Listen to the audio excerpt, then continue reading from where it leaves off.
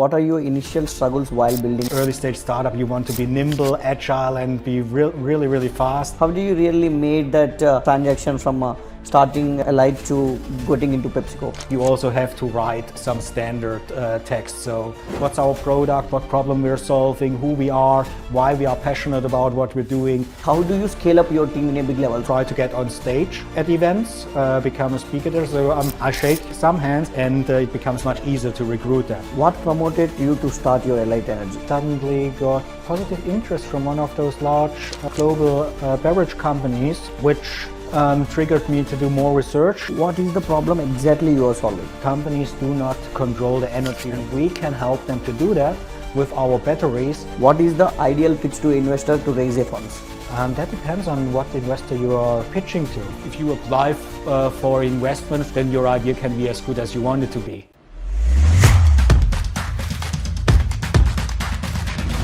I would like you guys to join our community and wait for the inspiring videos.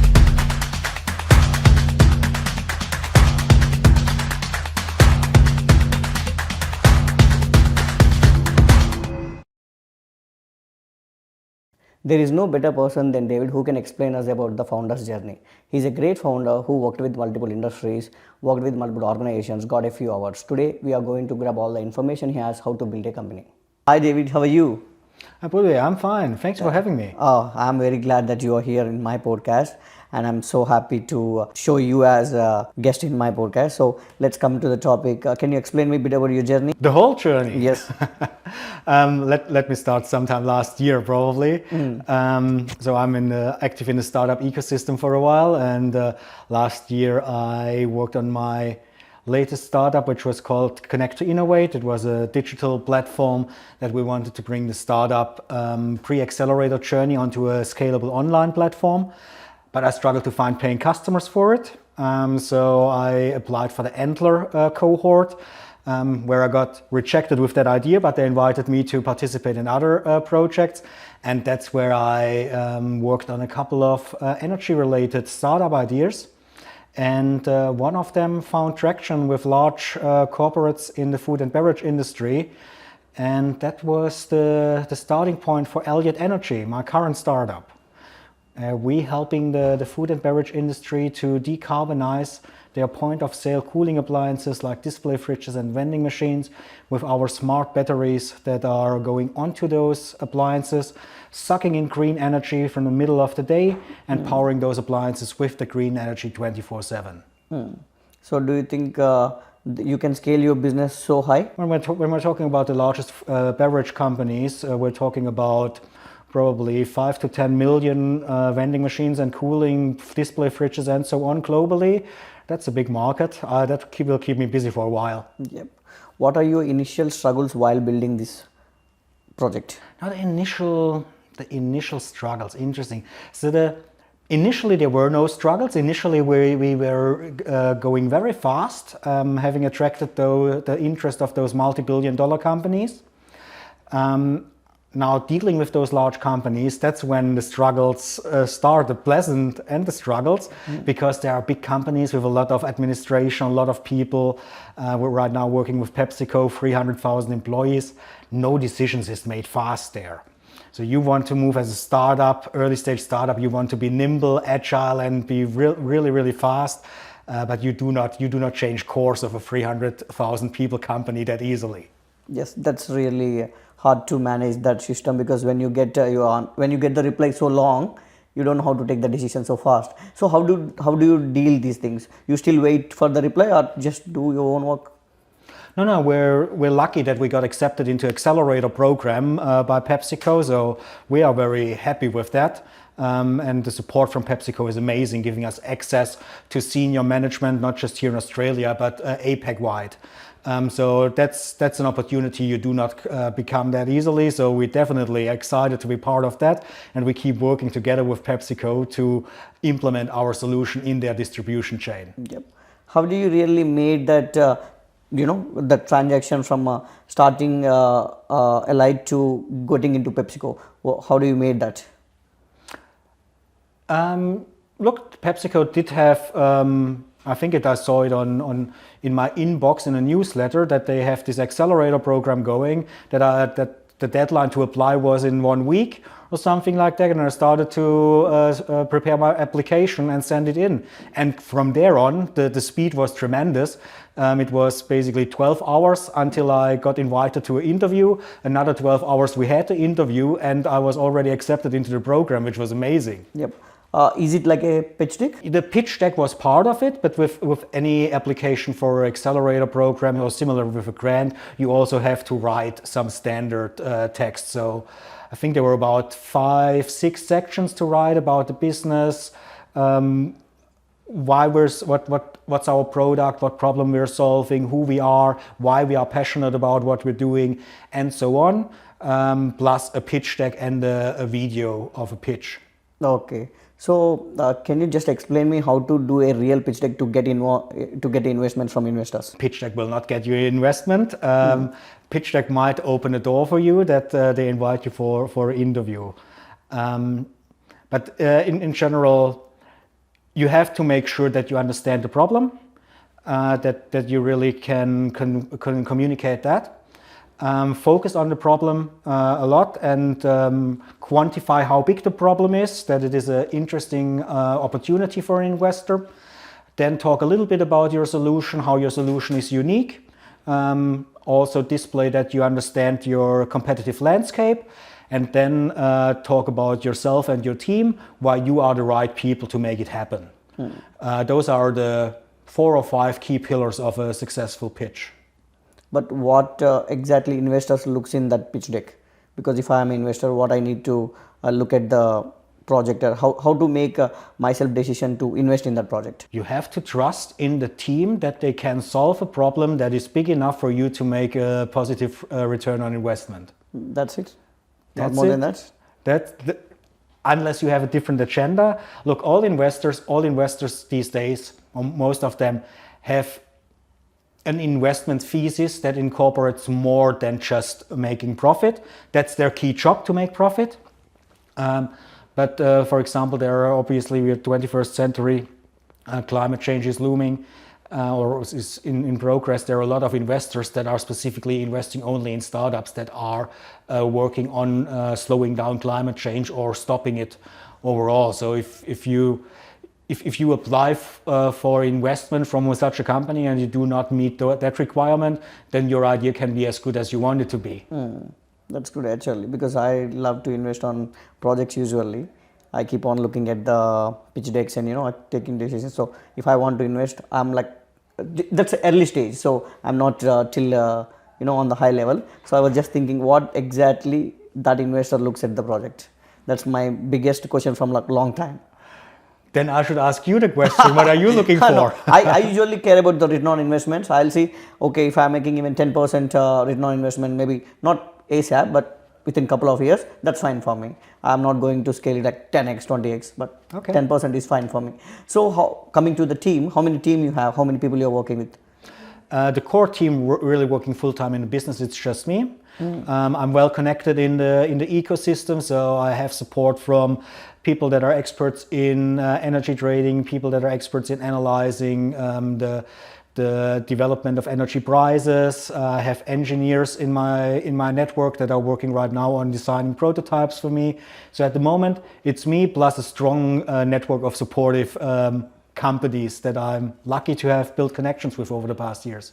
How could you handle those all things? Because you need to meet multiple people with different type of questions and different type of commitments. How do you deal those things alone? When I speak to my mentors or coaches and they ask me, summarize your week, what have you been doing, and I pull it all together, and only then is when I really recognize how many things I've actually done over the last 7 days. So normally they are quite impressed with what I've accomplished in the last 7 days, where I never feel that I've done a lot of things until I really tell people what I've done. So you just do it. What I'm not happy with as a startup early stage, you are very reactive. Basically, no one waits for you. You are waiting for a lot of people. Yes. And therefore, whenever you get this piece of information that you need to progress, you just jump onto it, you react to it. Yes. So I'm really looking forward to somewhere in the near future, hopefully, that I can be a little bit more proactive in my business. But you need more people actually. You can't deal everything by yourself. Slowly. We will need more people, definitely. So, Yes. what is your initial biggest mistake you have done in your journey? Can you remember that? And what lesson you have learned from that? I would probably jump back to my latest startup there, Connect to Innovate. I'm too close yet to analyze the mistakes on my Elliott journey, I would say. Connect to Innovate, I was probably too stubborn about, is there a product market fit, or is there a product founder fit as well? I did not get the traction. I was trying to force it onto people, my idea, but I did not find positive feedback, interest in acquiring a paying customer or investor. As they say in the startup world, fail fast, fail forward. Yes. I probably did not fail fast enough. I probably tried too hard, too long.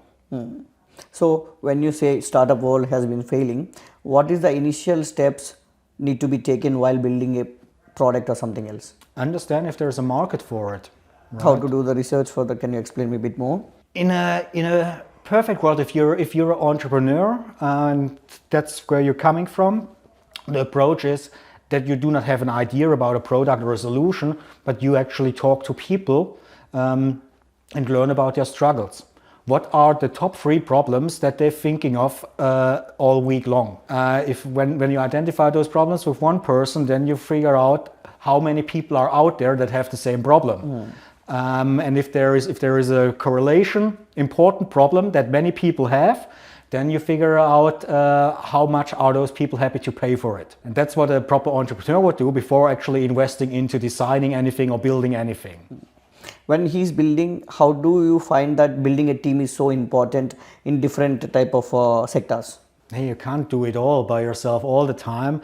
At the early stages of entrepreneurship, you often have to do it because you just do not have the financial resources to pay people. And getting people to actually doing quality work for you with an uncertain return on investment. Most people do have to pay bills and things like that. So getting good quality work for free is not easy to come by. I probably lost the thread. What was the question? About building the team. Building the team. Yeah, look, be true about your culture. It is very tempting that whoever offers you help at the beginning to say yes. But if the culture is not right, then that will be more detrimental to the success of the business than the other way around. When you have, let's assume we have a startup team with 5 people. Everyone does have to be on the same page. Everyone does have to pull in the same direction. All hands on deck. If you have only 1 out of 5 people who is working against the team, that's slowing you down by 40%. If that goes too long, then it slows you down even more because the other 4 team members are starting to talk more about that disturbing person rather than talking about how to progress the business.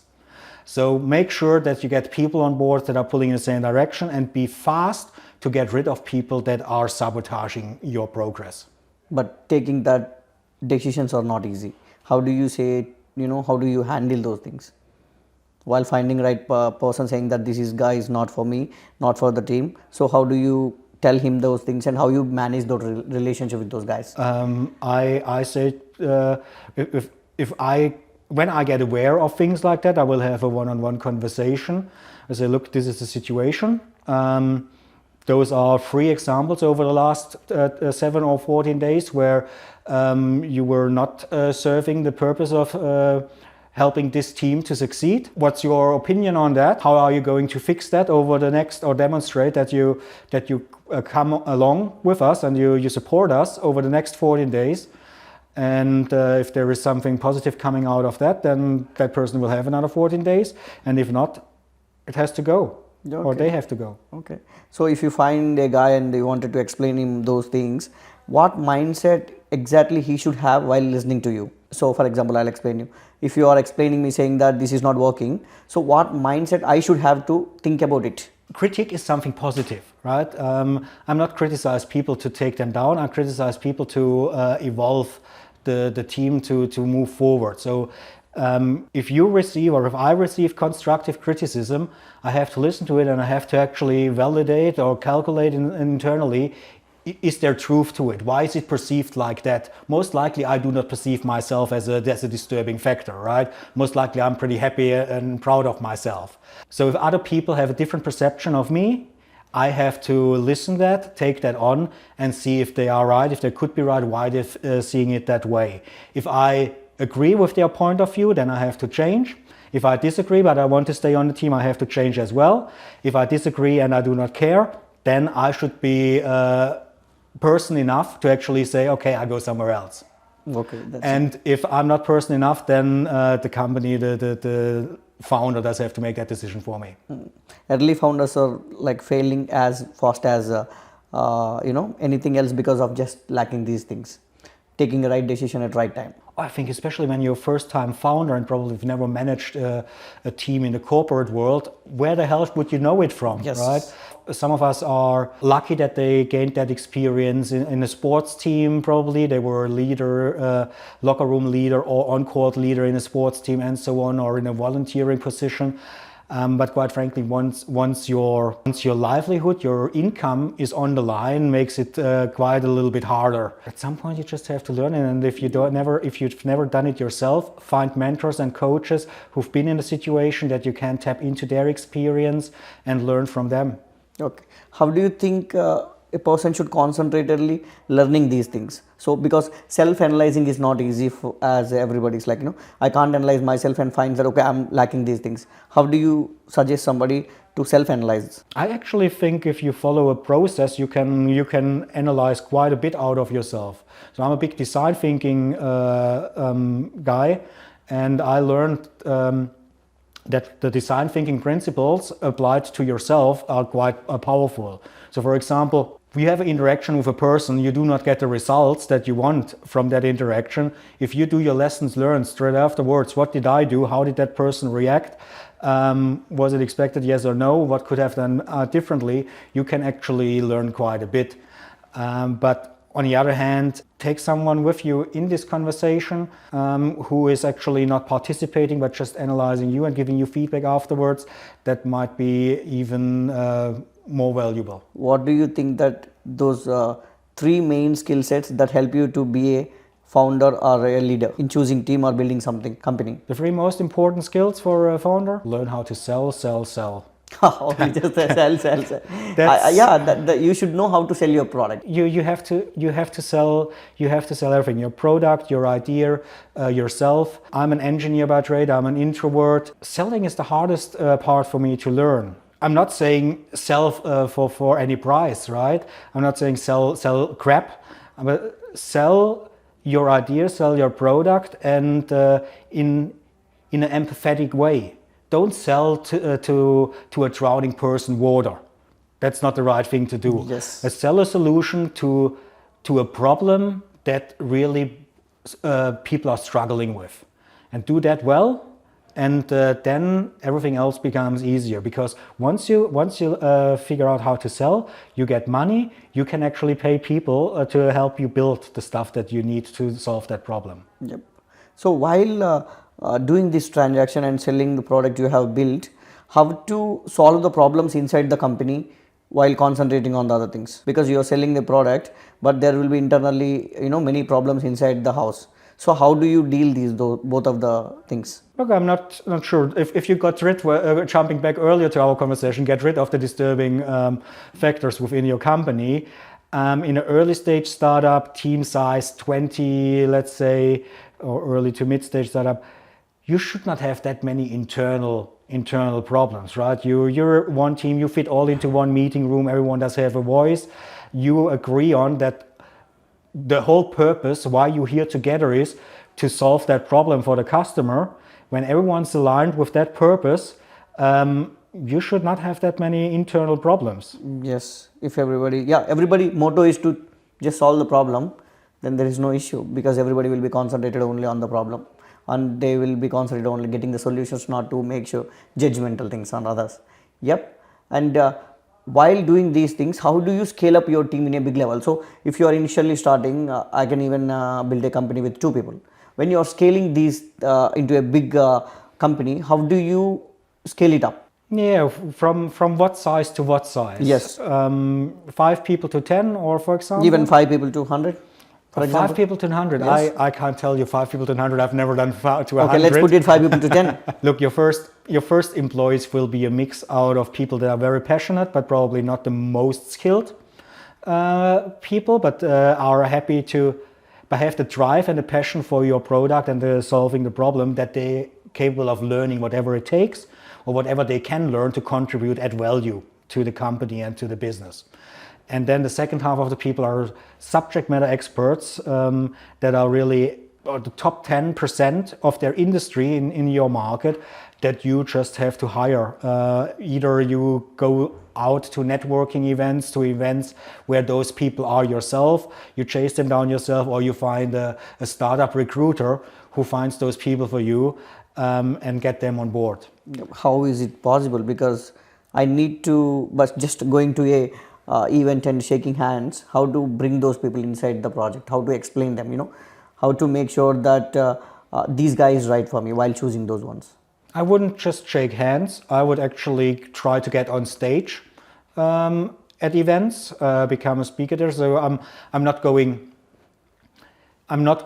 to hydrogen events, right? I love hydrogen, but it's not my business. But if I go to an event, attend events in the battery storage, energy storage space, I shake some hands. At some point, I will get a speaking gig on a stage. The more I get in front of people, the more people hear about my story, the more likely is that people are getting, even skilled people with knowledge or networks are getting interested, and it becomes much easier to recruit them. It is so much easier to convince someone to join you when they approach you rather than you approaching them. Yes. It is very easy when they come to you, because the terms and conditions are on your table. What promoted you to start your Elliott Energy? Look, my last startup was not going the way I wanted. I joined that accelerator program, connected with those other potential co-founders working on energy-related startup ideas. And then we suddenly got positive interest from one of those large global beverage companies, which triggered me to do more research into, is this a problem that other companies in the same industry or similar industries do have as well? They do, and we got validation for that, and that's a good start to start a business. Yeah, that's a good one. So what is the problem exactly you are solving? Now, all those vending machines and fridges in corner stores, restaurants, often they have branding of a beverage company on it, Coca-Cola, Pepsi, or so on. Those appliances are owned by those companies, but the companies do not control the energy that goes into them, which means they are responsible for the carbon footprint of those appliances, but can not do a lot to reduce that carbon footprint. For a pure beverage company, that carbon footprint just from those point of sale cooling appliances can make up over 30% of their overall carbon emissions. We're now in 2024, we're in more pressure that companies report their emissions as well as reduce those emissions, and what they can't reduce they have to offset. More companies are putting pressure on reducing those emissions, and we can help them to do that with our batteries that are making sure that the maximum available amount of green energy is used to power those appliances, regardless of where in Australia they are located. And then we will report the energy usage, energy mix, and the related carbon emissions back to those beverage companies.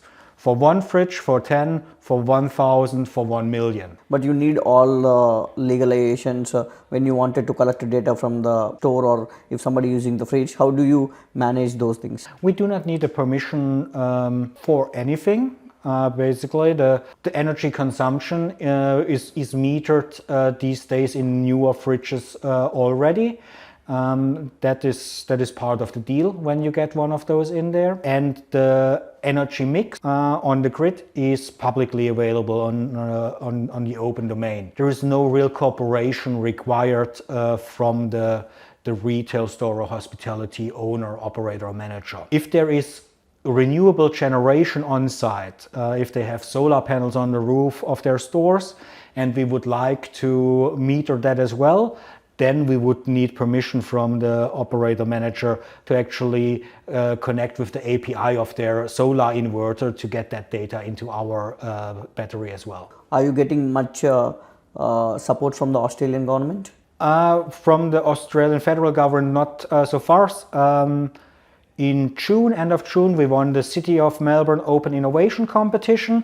So we got a nice little chunk of money from the City of Melbourne, which I appreciate a lot.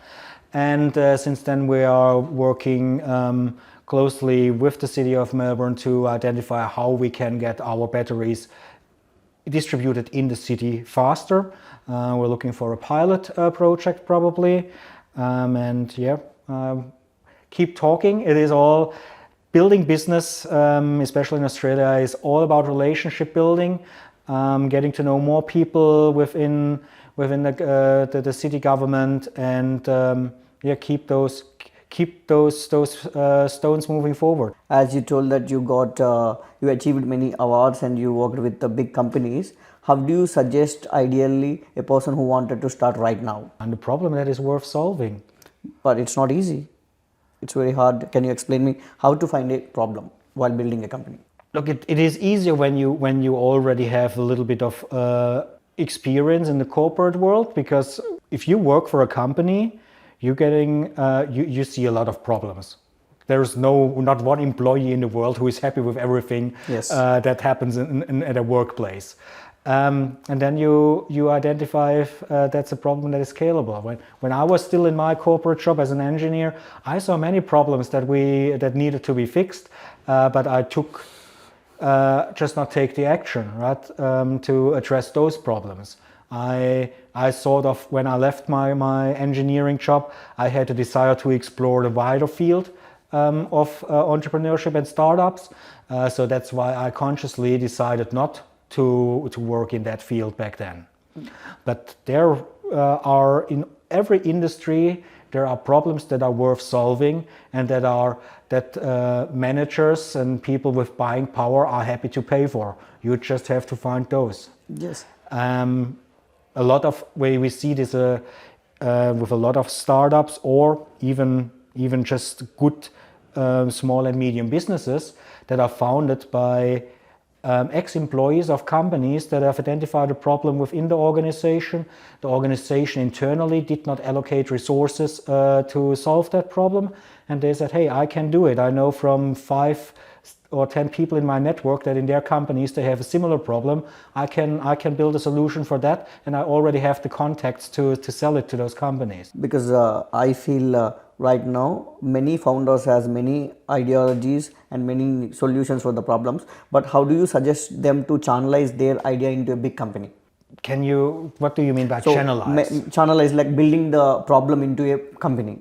So selling it for the people or selling it for the investors? You have to find paying customers. That's the first thing. An investor will not invest until you cannot prove that there is interest from a paying customer into your solution. Go out there, talk to people that are your potential customers. What's the ticket size of your solution, right? If it's a SaaS subscription, for example, $20 a month or something like that, sell it. If it's a larger ticket item, $50,000 or something like that, get a MOU signed from a large customer that you can show someone, an investor, another customer, potential customer, say, look, we already have those potential customers on board. They are committed. We have a signature here, and take it one at a time. If it is in that case, what is the ideal pitch to investor to raise a funds? That depends on what investor you are pitching to. When we're talking to a VC, a venture capitalist, they have a mandate to take money and make more money out of that money. So for them, it's important that they believe that you can build a successful business, does have the potential to return 10 times in investment.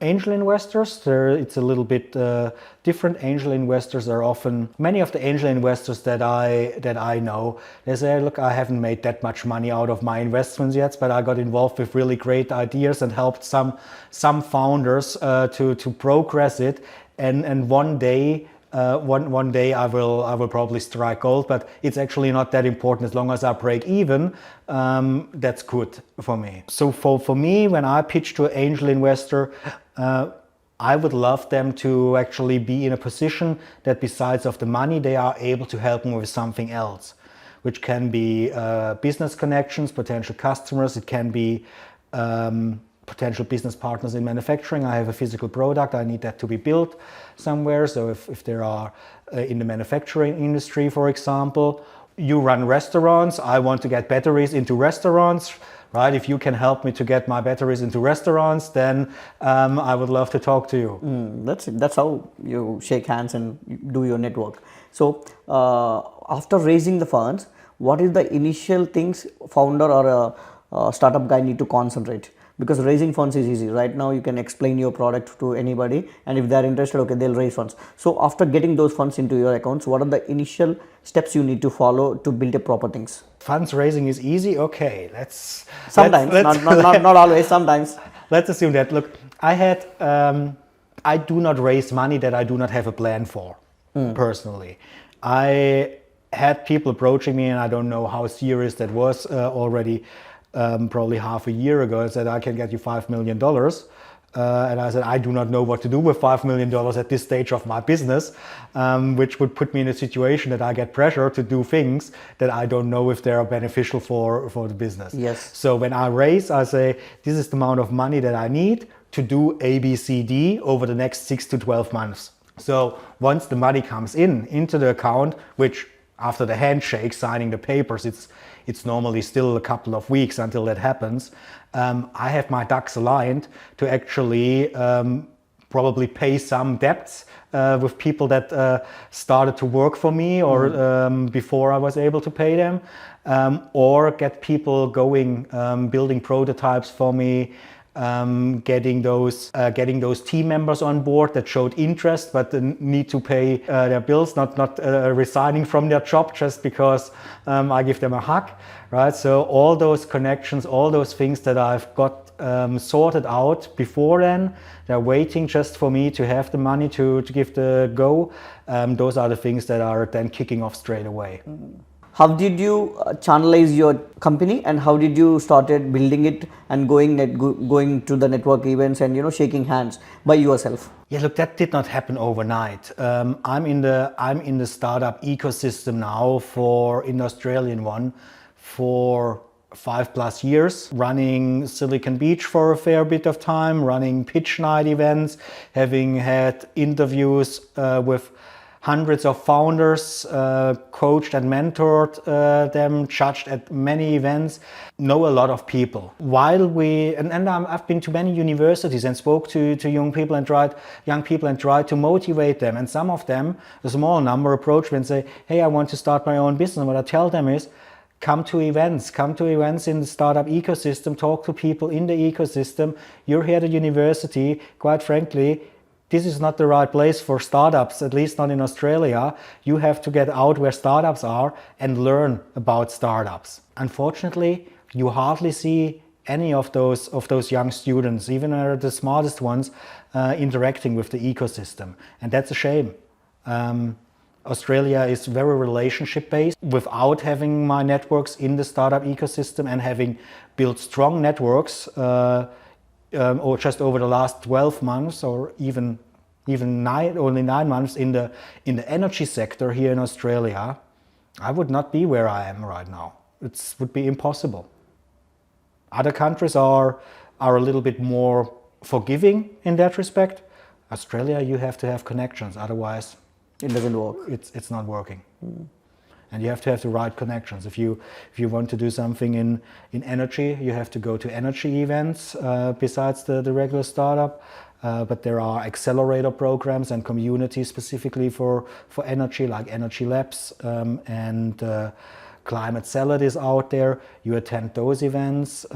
We are here today at Sanders Place, where I joined a co-working space in Richmond, where I joined because there are only impact-driven companies, investors, startups in here. So basically I talk every day with like-minded people that have more connections, that are valuable, that could be valuable for me at one point of my journey. And they know exactly what I do each and every day and week. Yep, that's really great. But after creating your idea, till now, till the date, how many pitch decks have you done? Seriously? Yeah. How many you got positive, like how many you got into the positive? Yes, 15. That's just after the rebrand. There were another 50 before the rebrand. Oh, that's really, you literally knocked all the doors, whatever you have. Look, a pitch deck is basically telling your story, and you do those revisions, testing after you tested it, how the audience reacts to it. When you tell the story, when I tell it to myself, I read the pitch for myself, and it feels clunky, then I make a new revision. Okay. If I tell it someone else and I see that at some point I lose the interest of the person, or the person starts to think about something, I do not want them to think. I want them to be clear that they understand everything, that they do not have to guess, right? I make a new revision. If I talk to a person from a different industry with a different experience, I twist the story so that it resonates with that person. I call it human-centered pitching. You adjust your communication to the audience, to the person that you're talking to.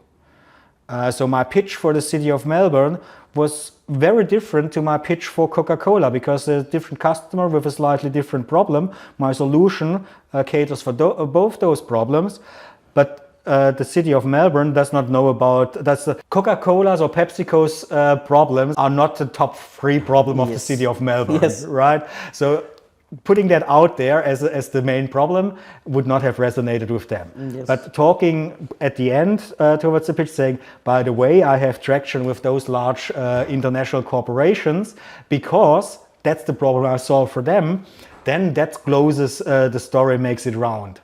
And the other way around, since I now have traction with the city of Melbourne, Australian local government, and I bring that back into my conversations with PepsiCo, that obviously helps there as well, because where our cooling appliances located, many of them are in the city. So there is a synergy, but you have to bring both parties together and pick them up where they are. Right? You cannot force them to come to you. Yes. You have to go where they are. So usually, how many revisions you do before going to the pitch deck? Look, there will be a lot of money going in solving the climate crisis and water.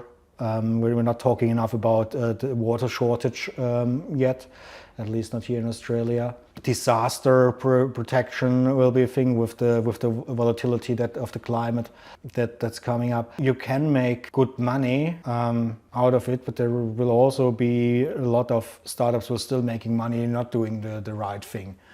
But the more we screw up, the longer it takes us to stop destroying our environment. Obviously, the more pressure we will get on fixing it, and the more pressure we get, the more money is there to be made. So no, but I do not want that listeners, watchers of this, don't wait don't wait and screw up more. Try to save the environment now. Oh yeah, because environment it plays major role in our daily life. People tend to use it in a different way, like to make their life better, but indirectly they are spoiling the environment. They couldn't understand that. But I think this generation is fine, but next generation, they will have a big impact on their lives. It will. Now, the thing with the environment, with nature, is that it is very, very slow changing. And we are very short, we have a very short lifetime.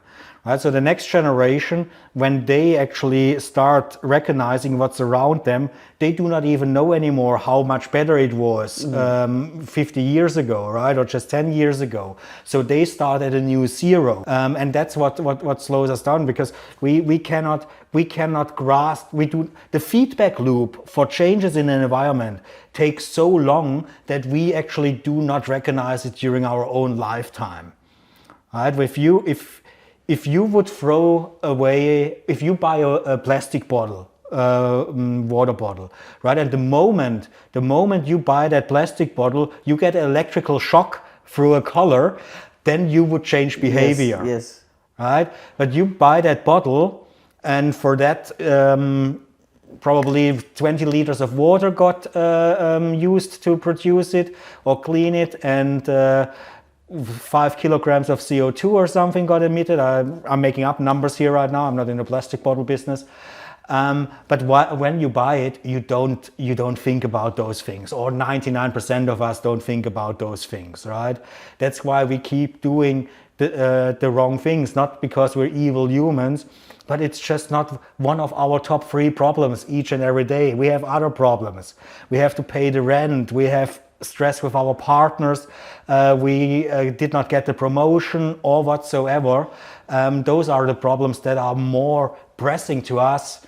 And that's the challenge with saving the environment and stopping climate change, that it's just not, our actions are just not we do not feel the consequences straight away. And when we feel it, it's already basically too late to fix that. Then we just can fix it for the next generation. Yes.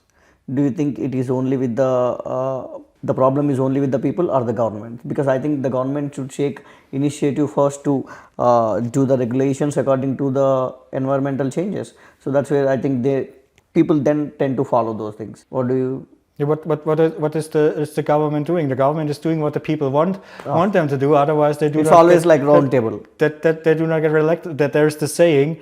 All the people are getting the government that they deserve. Yes. We vote for those that are promising us that life gets better. Yes. And then we're coming back. What makes us the life feel better? Right now we have energy price hikes, right? So rental prices, extreme interest rates. So if now one party is promising that if we burn more coal, the energy prices will drop again, then people that are struggling paying their bills, many of them will say, okay, that sounds more interesting to me than what happens in 100 years' time. And I got a lot of information from you, David, and I'm so glad that this information will educate the founders who wanted to start something straight away. Thanks for that. Thank you so much for having me. A pleasure. Thank you.